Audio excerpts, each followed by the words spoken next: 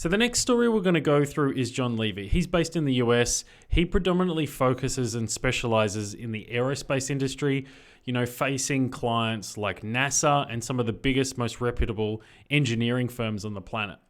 When he came into Profitable Designer, the big thing that he was trying to sharpen up on was A, the use of his time and delegation of tasks, but B, the generation of an opportunity pipeline, being able to build leads and nurture them and get them onto the phone and turn them into projects.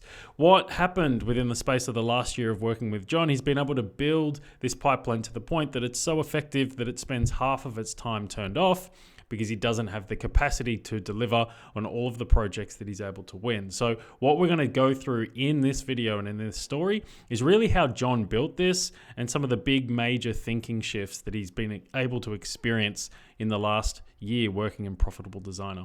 Thank you for taking the time to do this, John. I'll get you first to just quickly introduce yourself formally and tell us a bit about who you are and what you do. Okay, my name is John Levy. My company is Kaya. We've been in business for a couple decades, but really in 2020, the trajectory of our business changed. And what is it that you guys specifically do? I'm gonna have to think about this for a second. We focus on aerospace and government contracting. Got it. Okay, cool. So take me through where you were in your design business before you came into Profitable Designer. So it must be at least 12 months now, or maybe like 15 months. Does that sound about right? It was late November 2019, and we're in December 2020, so it's 11 months. Got it. So yeah, whereabouts were you in that design business before you came into Profitable Designer? So my background, I'd worked in entertainment and marketing and advertising, and I have a degree in industrial design, and we've done a lot of product design. And so I had a couple decades of background as a designer, and I'd run my own business as a sole proprietorship, where I would go find projects and I'd do the projects and I'd get help from people as needed. It's very much a designer's point of view of, work on the project, get the project done, get help as I need it. So that was the old way of working. Got it. So like what kind of problems were you running into? If you're working on, the biggest problem is if you're working on a project, you're not finding the next client. And so there's be this up and down and up and down and up and down, where you go out, you get a job and then you're 100%, you go from 0 hours to 40 hours a week or 50 or 60 or whatever, and you go from 0 to 100%, and then you're tapped out. And then you ask for help from people, but you can't do anything else because you're completely consumed with the project at hand, which, as a designer is fun and entertaining and exciting. I love the work, but it's not a good way to run business. Got it. Okay, so take us through how you've enjoyed the experience in Profitable Designer so far. So I've realized that that's quite an open-ended question, but feel free to answer that however you'd like. Can you ask the question again? How have you enjoyed your experience in Profitable Designer so far? Yeah, it's been great, and I came at it open-minded, and I came at it ready to make a change. I could see the problems with the old way of doing business.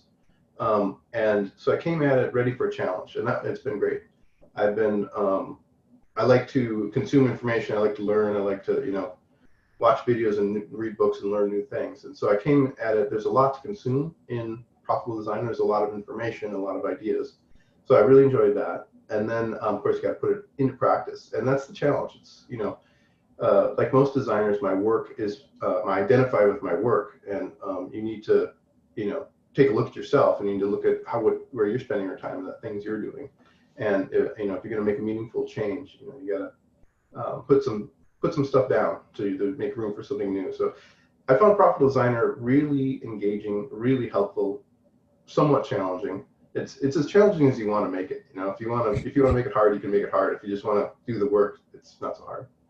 Yeah, and that's kind of, if you're open to shifting your belief on who you are and what you do and what value is, then the work becomes much easier because you realize that a lot of the barriers are kind of self-imposed, I suppose.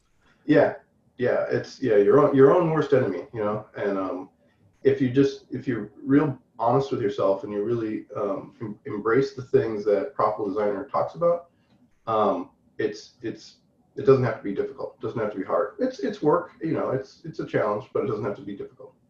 Nice. So take us through, and this kind of ties in nicely with what you're saying, but like what do you feel is the biggest aha moment that you've had since being in Profitable Designer? There's been a bunch, but the biggest change for me personally, which is it sounds funny, is it's marketing, doing more marketing, and it sounds funny because that's what I do for my clients. But sometimes you can't see the forest for the trees. Sometimes you can't. It's hard to look at your own work, and just getting systematized and serious about the marketing. Profitable Designer takes you through step by step. You can just go through the steps and do the things, and you get it done. And of course, along the way, you learn and you have a couple aha moments of it's a lot of it's not rocket science. It's we're, as I said, in our work we help our clients do this, and we're not the first people to do these things. There's all the tools are out there. So it's I guess maybe one of the biggest aha moments was that you can say these things and know these things, but the actual doing the things is what counts. And I wasn't doing the things I thought I was doing. Got it. Okay. So what kind of results have you seen through implementing the thinking and the strategies? How's it like affected your business model? Yeah.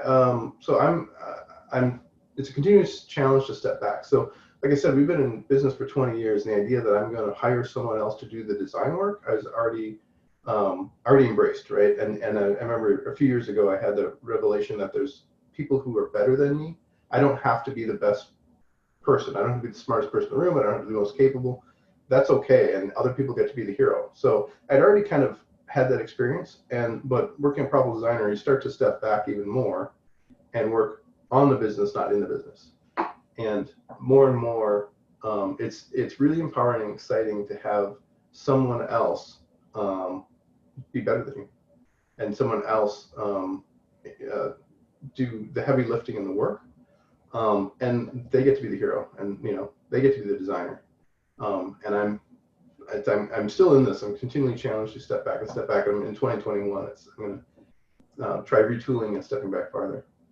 Nice. So becoming more of a systems engineer instead of like a Yeah. designer, I suppose. Yeah. One of the key things you talk about is being the guide, not the hero. And it's kind of the hero's journey, which is, that gets used in all our work, the hero's journey, because we do videos. So it's directly applicable. But in our own work, stepping back and being the guide, and it's also sometimes it means being the coach, sometimes it means being the teacher. So it's client relations. It's all the things that manage a design business and not the actual design. Got it. So how do you feel that this has changed the way that you look at your design business moving forwards? This is another big, thing you talk about, big revelation for me. And again, it's like you can say it and you can know it, but actually implementing it is the challenge. So I lost my train of thought. Sorry, can you ask the question again? Yeah, sure. How has it changed the way that you look at your design business moving forwards? Sorry, I blanked. Yeah, it's probably my question actually. But like, how does the future look different, I suppose, in regards to the design business now that you've gone through Profitable Designer? Okay, sorry, I just remembered. It's about helping the customer. It's about whatever they need, and it's about solving their problem. It's not about the services you offer, the skills, talents, abilities you or your business have. It's about helping the customer. So I sometimes talk about, if you were to go, say you walk into a customer's office, you're going to do some work for them, and the plumbing's broken, and there's water all over the floor. They don't care about design. They're not listening to anything you're saying. They've got this plumbing problem they got to deal with. And if you're a plumber, great, you can help them. If you're not, you can't help them. And so I think about that a lot in the work we do. And they don't buy design. They don't care about design at all. They want to sell a product or improve their product or make more money or whatever the thing is for them. And design is one piece of that puzzle to solve their problem. And that was, speaking of another big revelation, really getting that. I mean, you can say that and you can know that, but really getting it was big. And I stopped talking about design. I started talking about their problem, how I can help them, where they're at, what I can do for them. And in that, we make websites and videos and, PowerPoint presentations and products. And there's a thing we do, but that's really not what we're talking about. Got it. So you deal with kind of a different section of the market to a lot of people because you're more like bigger entities and organizations, and your project size is kind of up from 6 figures and beyond.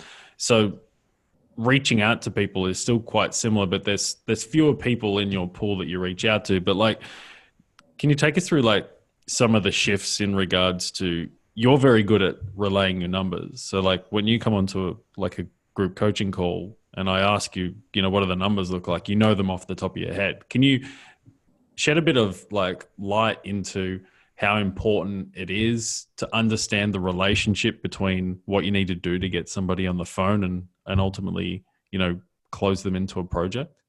Yeah.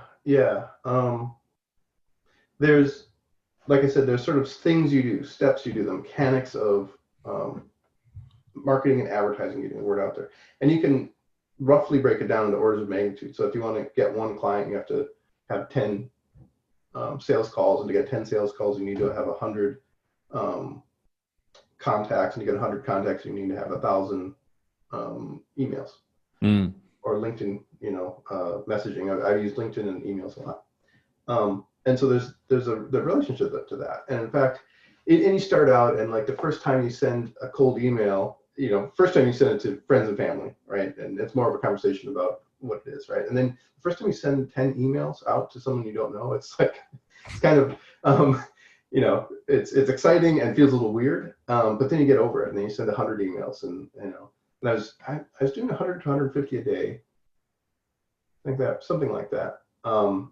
And you build something, you do it, you get the results, you refine, and you go through the cycle. And you just need to get it over the bar. It needs to be good enough to get a result. It doesn't have to be perfect. So as a designer, I want to, tweak the font and, change the color and wordsmith it to death. It doesn't, that's another big thing. So you don't have to do that. You just need to get it over the bar. There's that bar usually, and all designers know this, is there's the perception of what you do, and there's the competition, and there's standing out, your design work standing out in the crowd. Once you've gotten over that bar, stop. Anything past that is just a hobby. That's just you wanting to change it because you want to change it, which is fine, but just recognize that that's not profitable. So you go through this process, you refine, you get the message out, and you keep repeating. And then I was getting too many responses. I was getting too many requests for my work, and I had to turn off the faucet and focus on the work at hand. And I realizing that this is different from what I just said earlier. You need to keep working on the business, not in the business, and you got to keep the marketing going. But I got overwhelmed. There's too much response, and I had to turn off the faucet. And for the last, second half of this year, I had stopped marketing because we got in large projects, and I have 5 employees now, and we've got more work coming in. And so one of the things, like I said, in 2021, I'm going to retool the marketing, turn the faucet back on. But the challenge in the second half of 2020 was, how do you deal with all this work? Yeah.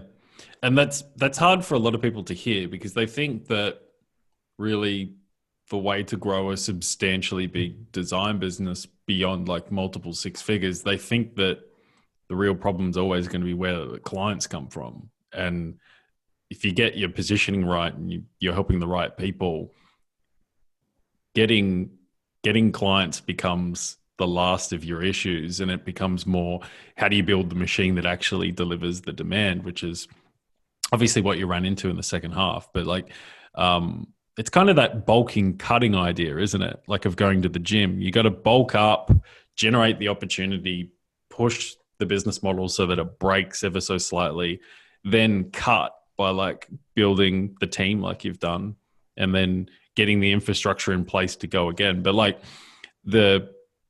I think the interesting thing that I find, and especially I'm sure you find the same thing, but the minute that you understand the relationship between the inputs and outputs, like generating opportunity in the future is not something that you stress about. It's just, like you said, it's a faucet because you understand your numbers. Yeah, and that's been a number of revelations of working with Profitable Designer, but that's one of them is like, and you can, and I knew that there's work out there. There's as designers, we walk around, drive around every day, and we see billboards that could be better, and cars that could be better, and products that could be better, and websites that can be better. We know there's work being done. We know there's opportunity. There's places we can affect change. But knowing it and actually learning the mechanics of going through and how you tap into that is two different things. And then once you learn how to do that, now I'm actually I'm actually really much more thoughtful about. I'm when I turn this faucet back on again. I don't want too much opportunity. I know it's going to be a flood, and so that's one of the things I'm thinking through is focusing more and making sure I get clear about who we are, who the clients we want, and make sure our marketing is more focused so that I don't get just a deluge of too much information. Yeah. Nice.